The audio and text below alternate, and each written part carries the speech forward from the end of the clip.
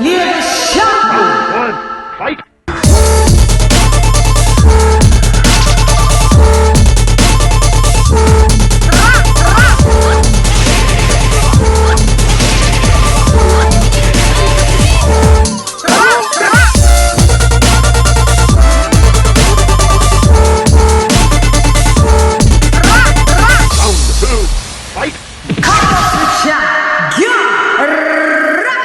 Like Wilder, who's on the resume of Fury?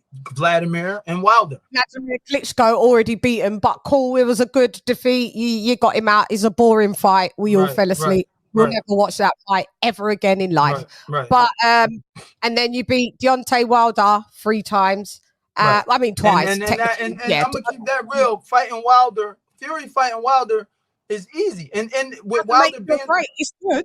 Right, the way Wilder was those first 2 fights, even the 3rd fight, because of what Mark Breland said. I go over my friend's house to watch the fights, right? And I had Wilder to beat Fury, the first fight. But when but when I heard that Wilder didn't do cardio, and Mark Breland said that, I was like, oh man, I need to pull my bet back because I know. You're not going to beat Fury without cardio, period. Gas tank is amazing. Right. Fury's gas tank is unmatched, man. He's a beast. He's a freaking beast in the workouts. Being 6'8", 6'9", whatever. He is a monster when it comes to cardio. So, and I know because I went to training camp with him. You know, I went to training camp. I was in camp with him for 4 weeks. So, when I found out Wilder didn't do cardio, I was like, he don't stand a chance except for that 1 punch. But when Fury got up, that is it. And then you see what Fury all the way up. Right. So the second fight was just as bad, and it gets worse each fight because Fury's a guy. He's 6'9", and he thinks like he's 150-pound fighter. Easily. And he's in there moving. That's a very dangerous man. Ring IQ is amazing. Right. His ring IQ is amazing. Right. So I got a chance to talk with Fury, meet him, and shoot the shit with him. And he said, hey, listen, I had to do what I had to do in order to get the win. I completely understand that, between me and him in our fight. Tell me, speak to me then. Because let me just do the super chat, Steve. Let me do this.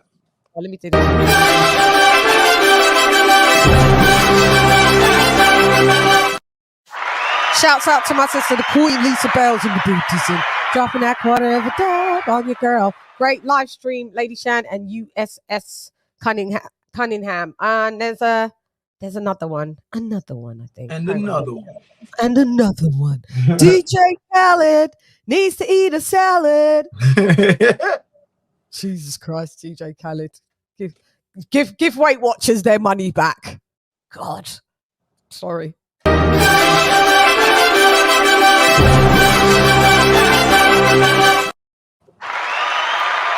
AJL Day for dropping that $1.99 on your girl.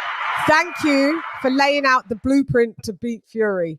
That is correct. Oh, you did give us you gave us hope there. I got something to say about that though. Go ahead. Fury's, like I said, Fury's smart. His team was smart. That's the reason they brought me into camp after we fought. His Uncle Fury, Peter Fury. Peter called. He was like, listen, we want you to drop that overhand right on Fury all camp. He's like, we want to learn how to defend from it. This was when he was going about the fight, though. Hold up. Hold up.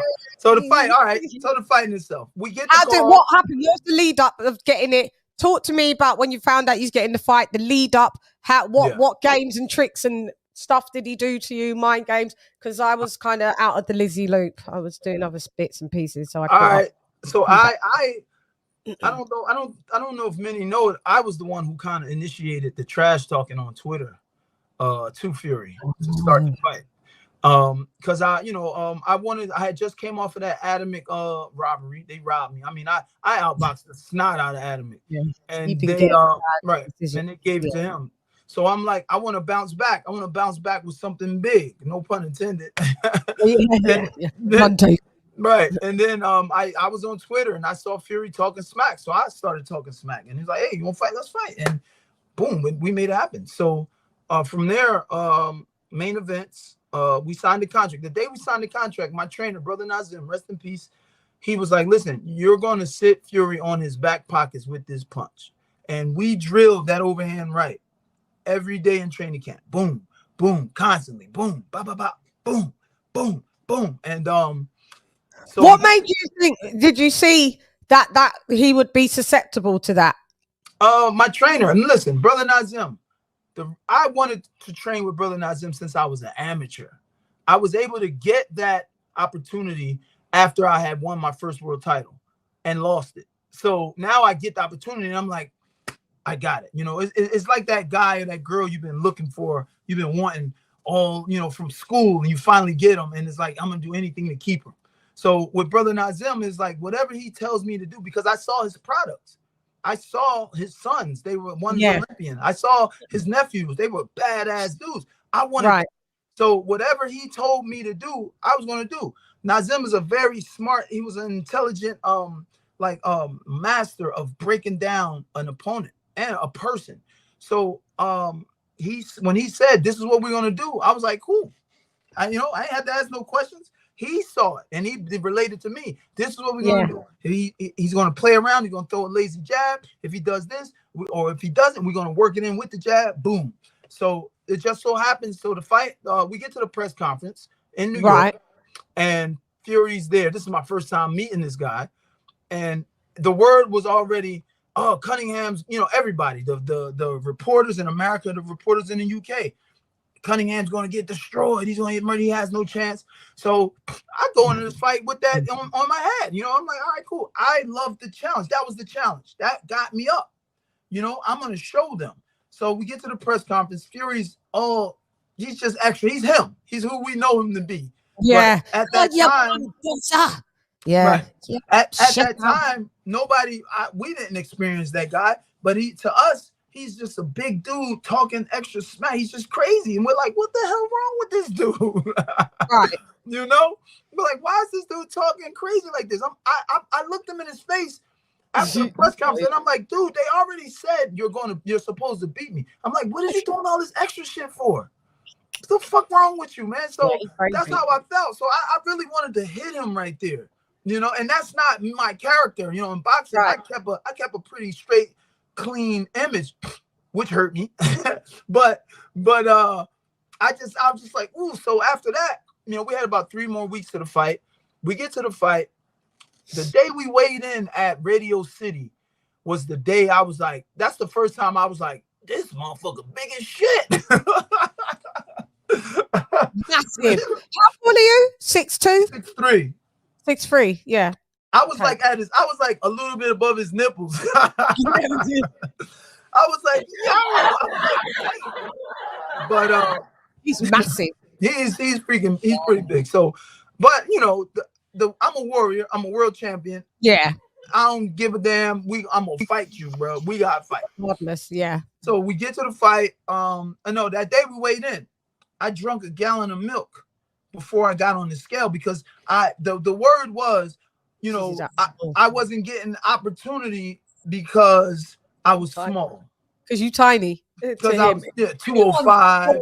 Right. And now we're in the era of the big guys now. Everybody's 220 and above, 6'5" and above, you know, Klitschko.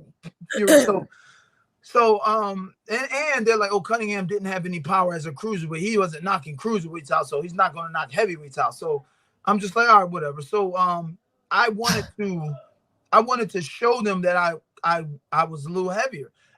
But in camp, I'm working hard as hell, and I'm just not gaining this weight. I'm eating, it's just sweating off me. Metabolism's fast. Yeah. So I get we weigh in before, and I'm like 205. I was actually, for that fight, I was actually like 207. 207. Yeah, I was about 206 and some change. Yeah. So I drank a gallon of milk on the way to the weigh-ins, and that had me in at 210. And I immediately had to go to the bathroom. I drank a whole gallon of freaking milk. I was done. You must. Oh God, that bathroom must have been It was done. It was done. So I weighed in at 210, but I was really like 207. You know? But so now we fight. What did he weigh in as? 250, 260? I think it was like 260 or something like that. So at the you know, we're fighting first round. You know, you see me, if you guys relook at the fight, I try to throw that overhand right, and it's just not right. It's not the right time and not the right time. Yeah. Okay. He's doing all his bullshit, his plan. Yeah. I'm dead serious. I'm dead ass serious. I'm trying to kill you, man. But Fury's in there playing, and he's having fun. This is his American debut. Second round comes out, boom, put it on him. And then from there, I'm like, yo, I looked at Brother Nazim like, you were right. I'm like, wow. So we go in there. I heard him a couple more times throughout those rounds. Yeah. But I just started, Fury just started, like, he just like, and just leaning on me, laying. He had his forearm in my throat at one time. Yeah. You know, what round did you drop him with the overhand? The second round. Oh, it was the second round. It was the second round. So and then he stopped you what? He stopped you in the ninth? In the sixth. Oh, the sixth. I think it was the end of the sixth, because I was about to go into the seventh. Yeah. So I got a little winded, you know, because of, you know, in training camp I had big guys. You know, we had big guys, but the big guys didn't fight like Fury. No. You know, nobody expected Fury to do what he did. And what he did is pushing the envelope. He pushed the envelope just enough to just get warnings or I think he got a point or two taken in our fight. But rest in peace to referee Eddie Cotton. Eddie was trying his best to ref the fight, and he took a point here. I think he took a point there, but he didn't DQ for Fury.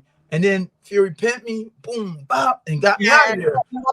I saw that, and then just So you know, did you drop?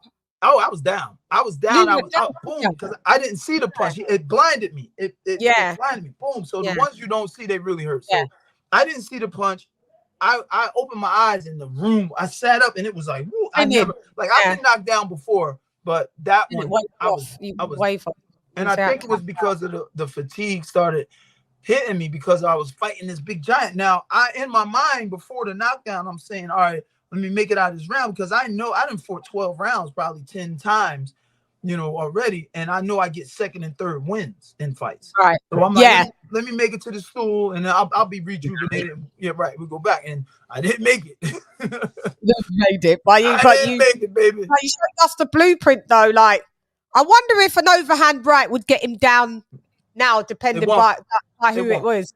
See, this is what I'm saying. So Fury, his team, they're smart. They grew, they evolved from that knockdown, from that fight. Even Fury said I was his hardest fight. They learned from it. Yeah. Right. They learned from it. They grew from it. I don't think anyone's going to get Fury with an overhand right again because of the way and what I did. And you're not just going to go in there and just throw an overhand right and hit Fury with that. That was a well-trained drill, right? Yeah, you know, I mean, if you would have told me to throw that same overhand right now, I couldn't, because I need time to condition my muscles for it. You know? So you don't want to strain the rotator cuff, right, all of that, and tear out your shoulder and all of that. What do you think about like him? Him with Usyk? We can see all the drama right now over it, but it's because of Steve. Do you know this is all because of you? Oh, I know. In the heavyweight division, Steve, it's you. What can I play? What can I play over here? This is all your fault, mate. Steve, get out the way, Steve. You made history dropping him. Your second geezer that dropped him gave him his toughest fight. He's talking about he's pumped up middleweight. You're just a pumped up middleweight, pumped up middleweight, cruiserweight. Everyone's a pumped up middleweight, cruiserweight, but you got dropped by a cruiserweight, though. Right. This is the maddest thing. You said a cruiserweight is your hardest fight. So now, because of you, Mr. USS Cunningham, we can't get Usyk. He's stalling because I've already predicted Usyk will outbox him. I believe What do you think about this? What's your thoughts and opinion about Fury? I'm leaning. I lean a bit towards Usyk outboxing Fury. And And but like He's this is big. against, We know. this is against Fury. He's smart. He's not like that whole goofy childish playing. That's a persona. Fury's very smart. He's intelligent in that in battle, under pressure. He does what he has to do. Now, here's my assessment. The fight could go either way. I believe Usyk can outbox Fury successfully. I do. And this is what has to be there in order for Usyk to box Fury out successfully. Usyk has a powerhouse behind him in Aegis, his team. They're not going to allow Fury. Right. Yeah. They're powerful. They're not going to allow Fury to do all of those tricks and those borderline leans. That's not going to happen. The referee's going to be on him. He's going to be taking points. It might be a DQ. Now, because Fury's going to have to do that because Usyk is a master at boxing. He's got his master doctorate at boxing, man. His movement, and he's a southpaw. Tricky. I'm with you. You know what I'm saying? So Usyk outboxes Fury. Fury's going to have to resort to what he did to me and Wilder. He's going to have to resort to that leaning. And catch Usyk first, though, to do that. Right, and right, Usyk's true. That too. Gas engine is amazing. It's phenomenal as well. That too. But Fury's smart with that. The way he does that is it cannot be replicated. He'll get him a couple times with it. Yeah. Now, but Usyk's team will not allow that to be the norm for the fight.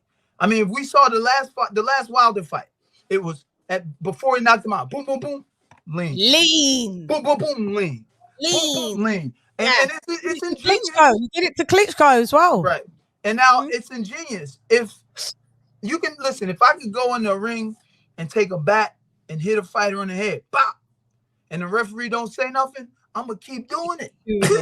Bop. Yeah, exactly. We cool. Bop, bop. And then hey, fight's over. Steve Cunningham wins, Now the referee said nothing. If the referee, if I know, like I'm saying, Aegis and his team, the team that's behind Usyk, they will protect their fighter. That's a lot of money on the table and a lot of money with them. So that's why I say Usyk outboxes Fury, because he's going to be all around. Something we agreed on there. Everyone's like, no, look at people in the comments. Fury beats Usyk late round stoppage. Size matters. No, it doesn't. It doesn't. Yeah, right. A guy like the size with Fury with me, that's why I went heavyweight, because it's easier to fight them big guys. I see the punches coming. I can see it. The power is nothing after so many rounds because you get tired. Right. Yeah. Now Fury doesn't get that tired, but if, like I said,